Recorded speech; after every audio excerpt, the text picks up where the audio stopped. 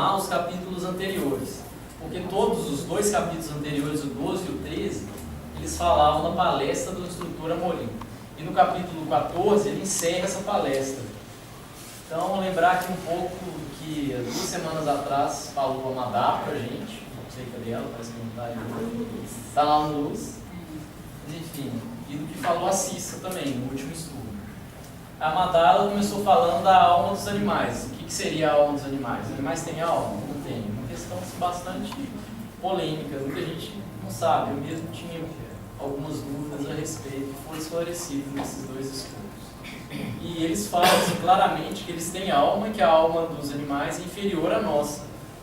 E aí tem uma pergunta, em um desses capítulos, que pergunta se a alma dos animais, ou o espírito dos animais, é um espírito errante. E se eles têm karma. Aí fala que eles também estão numa espécie de erraticidade, entretanto, eles não podem ser considerados espíritos errantes, porque eles ainda não têm consciência das próprias atitudes, então eles não têm livre-arbítrio. Por isso eles não contraem karma. Então, por isso eles não são considerados espíritos errantes. Aí no capítulo 13 fala também um pouco dos instintos humanos, das paixões humanas, que são os instintos misturados aos sentimentos, às tendências que todos nós humanos carregamos ao longo de diversas encarnações. E que essas paixões, elas podem ser, se controladas, saudáveis também para o desenvolvimento de cada um. Mas se elas estiverem desgovernadas ou não controladas, elas já podem ir para uma outra polaridade, uma polaridade não saudável. E por último, no capítulo 13, ele fala um pouco de reencarnação, da importância da reencarnação para explicar a lógica da vida e para a evolução também nos vários planos e também nas várias dimensões, nos animais, nos minerais, nos vegetais, etc. Uma escada evolutiva, o quão é importante a reencarnação em si.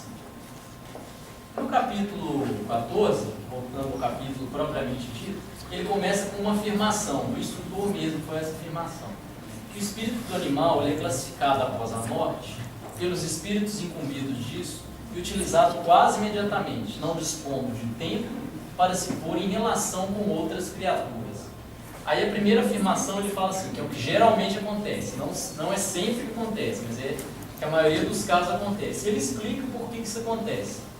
Porque o mundo espiritual que circunda o planeta Terra, ele não dispõe de tantos tarefeiros que vão estar à disposição para selecionar e fazer essa triagem dos espíritos animais e entrar em contato com eles e oferecer auxílio, etc. Então, por isso, impera o automatismo das leis da criação. Aí, no final, ele vai falar um pouco de massa anímica. Os espíritos, os princípios espirituais dos animais, eles se unem numa massa e eles reencarnam quase que automaticamente. A maioria deles. E aí, nós temos, apesar desse automatismo das leis da criação, nós temos diversos pesquisadores, não só no plano físico, mas no plano espiritual, que estão descobrindo em várias áreas, na área da genética, da geologia, da botânica. E isso aqui foi bastante, esse tópico foi bastante assim, interessante, desafiador para mim, e pensar assim, genética mineral, o que seria genética mineral? Foi uma questão até que eu coloquei em discussão aqui no grupo na segunda-feira, porque eu, como trabalho com genética, eu vejo genética partindo do DNA. E nesse caso, como o mineral não tem DNA, foi um pouco desafiador para mim. Mas aí ele cita que, segundo os pesquisadores do plano espiritual, existe uma hereditariedade entre os elementos minerais que extrapola dos seres orgânicos. Então, assim, é um conceito que ainda vai vir ainda na física quântica aqui no planeta Terra, mas eu entendo como sendo devido aos elementos que compõem cada um dos minerais, de acordo com que eles são classificados na tabela periódica. A gente tem as composições dos átomos, que compõem a regra do octeto, então eu imagino que seja mais ou menos por aí, pelos níveis de energia que eles compõem. Mas é bastante desafiador também pensar nisso. E ele fala também da importância dos espíritos elementais, que são aqueles que se concorrem sempre sob o comando dos espíritos superiores. Aí alguns deles vão ser de forma consciente e outros deles de forma inconsciente, ou que não têm total consciência. E esses espíritos elementais, eles são aqueles que se manifestam de acordo com os fenômenos da natureza. Aí nós temos espíritos elementais, por exemplo, que está mostrando ali naquela figura, do fogo, da terra, do metal, da água, da madeira. E tem aqueles espíritos elementais também, que são os gnomos, que são aqueles espíritos que defendem as florestas, as matas. Existe até um folclore, algumas histórias que representam isso. E, de fato, esses são um dos espíritos também que vão estar concorrendo, se manifestando na natureza. Fala também que eles estão concorrendo sob o comando dos espíritos superiores. Então, se alguém tiver alguma dúvida, algum comentário também, eu quero sempre lembrar que aqui é um estudo, não é uma palestra. Então, quero contar com a colaboração de todos, sempre que for possível. E aí, no outro... Eu tenho uma pergunta. Fique à vontade. Os espíritos elementares... São sempre os mesmos. O fogo é sempre fogo. Ou existe um plano de evolução? Eu acredito que eles estão ali momentaneamente, mas vai ser dado um determinado momento que ele vai evoluir também. Porque, por exemplo, o espírito elemental ele vai adormecer no mineral para ele ganhar um sopro de vida no vegetal, para se animar nos princípios inteligentes do animal, e no homem ele vai começar a adquirir a consciência, que é virar espírito propriamente dito. Então faz parte da evolução de todos os espíritos passar por esses estágios da natureza. Então os espíritos dos minerais eles seriam também espíritos elementares. Alguns deles vão estar no nível de consciência de evolução maior, outros no nível de consciência de evolução, às vezes até inconsciente mesmo, menor. Mas eu acredito que seja com o passar do tempo mesmo que vai ocorrer nessa evolução. Ô Bruno, eu não sei se eu pensei sério, quando fala nesse livro que quando a energia cósmica daquele tempo que ela levou para evoluir os primeiros micro-organismos, depois, né, as primeiras fontes de vida e estabelecer o que nós temos hoje, né? Sim. Aí você acha que é isso que você falou aí, né? Sim, mas aqui ainda é antes dos primeiros micro-organismos, né? Não, assim, a energia que existia, tanto tempo levou de evolução para surgir os primeiros micro-organismos. Eu acredito que tem a ver com a densidade da energia, que ali no mineral a densidade dela é maior, então à medida que vai evoluindo a densidade da energia vai ficando menor. Eu acredito que tem a ver com isso. E eu acho que isso que está relacionado com a genética mineral, que ainda é pouco, eu ainda sou limitado para compreender. Eu admito a minha limitação para compreender. Bom, um outro tópico, ele fala dos princípios inteligentes dos animais mais evoluídos demoram-se mais tempo que outros nas dimensões imediatas da Terra. Então eu acredito que à medida que o princípio espiritual dos animais vai caminhando na escada evolutiva, ele tende a se desgarrando aos poucos dessa massa anímica. E as leis da natureza que imperam do automatismo, elas tendem a diminuir para eles também. Então por isso que ele fala no início que geralmente a encarnação dos seres, dos princípios espirituais, ela é automática, mas não em todos os casos. Não, você estava falando aí dessa evolução aí, né, do mineral, né? E aí então a gente também passou por essa... Sim. Milhares e milhares de anos, depois eu falo um pouquinho mais sobre isso. Milhões e milhões e milhões. E a gente passou pelo reino animal também? Pelo reino mineral, reino vegetal, reino animal. Nós ainda estamos no reino animal. Só do animal para o animal. Um pouco mais de consciência. Interessante que assim, a gente é altamente dependente da matéria, né? Tanto nós como os animais, vegetais e os micro-organismos que ainda são micros, né? Mas aí a gente pensa assim, e no mundo mais evoluído, né? No angelizado, eles são dependentes da matéria ou não? Eu acredito que a matéria, eu até já li isso num outro livro, na verdade é a matéria, o tempo e o espaço. Elas são as amarras do nosso princípio espiritual, que é Deus, o princípio divino que está dentro de nós. À medida que o meu espírito vai evoluindo, eu vou me livrando cada vez mais dessa matéria do tempo e do espaço. São essas três amarras que prendem o meu eu profundo, meu eu divino, meu eu superior. Então, eu acredito que a evolução tem a ver com isso também. Isso tem a ver com a diminuição da densidade.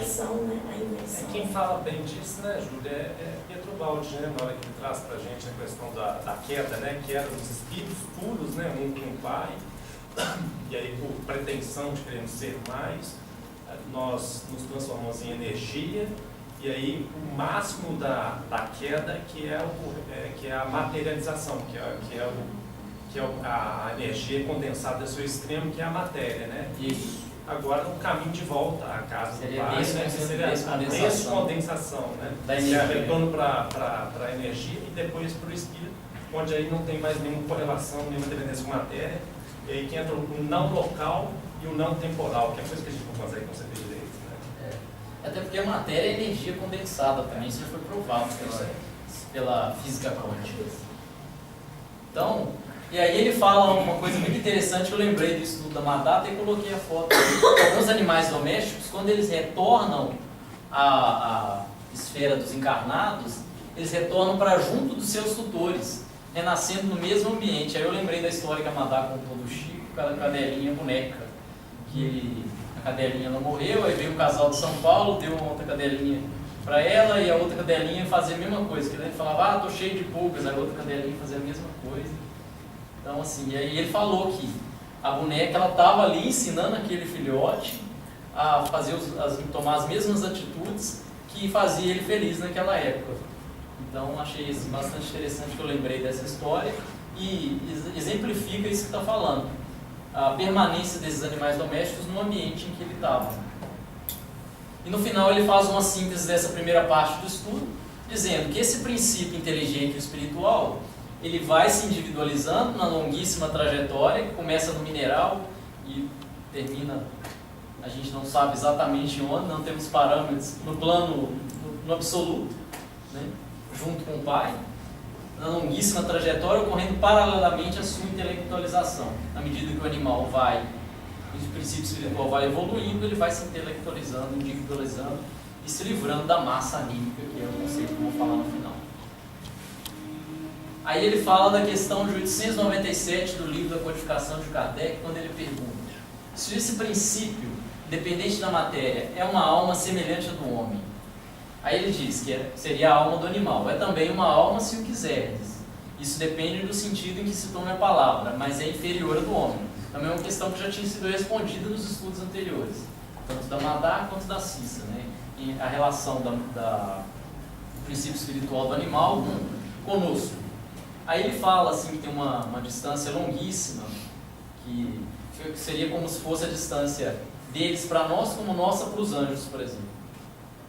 E ele continua dizendo que a Terra é uma grande incubadora de espíritos que se transferirão para orbes em estágios de evolução primária. Quer dizer, a Terra é um orbe de evolução primária, porque é um planeta de provas e expiação, tem expiações. E ele compara com o corpo humano, que também é um grande incubador de vidas microscópicas, tendo em vista, né, principalmente para mim, para quem estuda a área da biologia, da ciência, sabe que todos os nossos seres humanos, o corpo humano tem diversos micro-organismos, diversas bactérias que desempenham alguns papéis importantes no nosso corpo também. E ele termina dizendo que cada átomo, cada célula vai se expandir e se espiritualizar. Que o homem que se espiritualizou, entre aspas, se individualizou, ele ainda precisa espiritualizar para depois se angelizar, o que é um caminho muito mais difícil do que o percorrido até hoje. Então, quer dizer, o caminho que eu percorri até hoje, que foi me tornar humano, vai ser um caminho mais fácil do que o que eu tenho de agora para frente. Porque o de agora para frente é muito mais desafiador, que é vencer os meus instintos, as minhas paixões, e me tornar um com o Pai.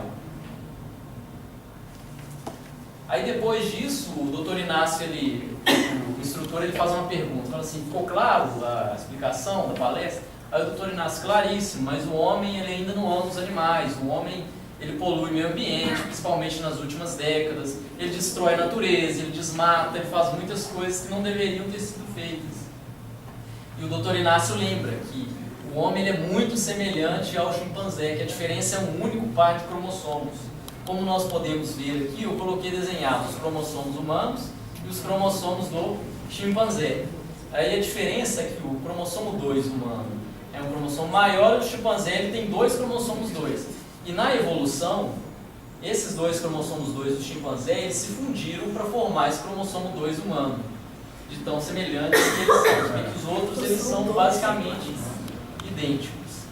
E alguns estudos já mostraram que, mapeando o DNA do chimpanzé e o DNA humano, a semelhança chega próximo de 99%.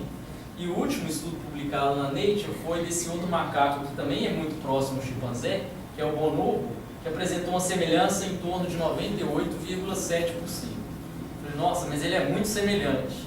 E depois o Dr. Inácio ele ainda fala, eu acho que nós nunca devíamos ter descido das árvores. Isso por quê? Por causa da teoria da evolução de Darwin, que fala que o ser humano nada mais é que um macaco que desceu da árvore e se adaptou para isso.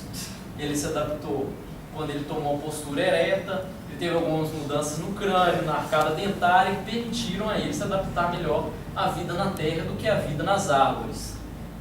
Então, foi por isso que ele falou isso. Então, quer dizer, num certo ponto, o homem para o macaco evoluiu, mas num outro ponto ele evoluiu, porque ele passou a fazer mal para a natureza. É isso que o Dr. Inácio fala. Aí essa última afirmação eu fiquei pensando. Os neurologistas do plano espiritual dizem que entre o chimpanzé e o humano há um intervalo de 6 milhões de anos. Imagina, tanta semelhança, 6 milhões de anos. Aí eu fiquei pensando, como a minha percepção de tempo é pequena, né? Como a minha percepção de tempo é limitada dessa vida, etc, etc. Foi bastante desafiador pensar isso. A inteligência humana, então, veio com essa diferença dos cromossomos? Esse 1,3%? Não só isso, mas também a expressão genética no homem que é diferente do macaco. Que não necessariamente... Por isso que os gêmeos idênticos têm diferenças também. Porque apesar de eles serem geneticamente idênticos, alguns vão produzir algumas proteínas que outros não. Mas principalmente por causa da expressão dos genes que é diferente. Mas isso, se você pensar assim, 30 mil genes é uma diferença não tão pequena, assim, são muitos genes também, mas eu acredito que mais a expressão do que em si a diferença genética, o que é representado nos genes, por exemplo. Bom, aqui já está acabando também meu tempo, mas esse é o meu último slide, falando sobre o todo universal ou a massa anímica. Aí foi a conclusão do estudo, depois dessa discussão da semelhança genética entre o homem e o macaco, e o chimpanzé. Aí veio a conclusão que o Dr. Amorim, o instrutor Amorim, foi falar da massa anímica. O que é a massa anímica? Ela não se aplica aos seres individualizados ou em vias de individualizar-se.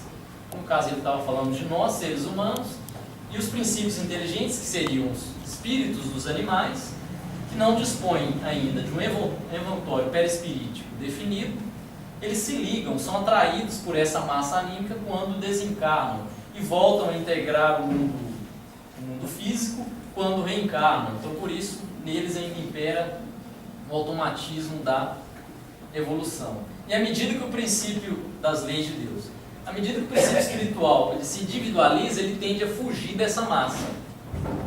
E aí, assim, ficou um pouco difícil de entender como isso acontece. E ele dá um exemplo muito bom no final, que é o exemplo do Cristo. O Cristo ele conseguiu fugir da massa anímica, que era a massa anímica chamada humanidade. Podemos pensar assim, que a massa anímica ela tem a massa de encarnados e a massa de desencarnados. E à medida que o Cristo ele se revelou espiritualmente mais evoluído, superior a nós, ele conseguiu, no momento do desencarne dele, fugir da massa anímica chamada humanidade. Então existe a massa anímica que congrega os princípios espirituais e também a massa anímica que vai congregar os seres humanos, ou os espíritos dos seres humanos.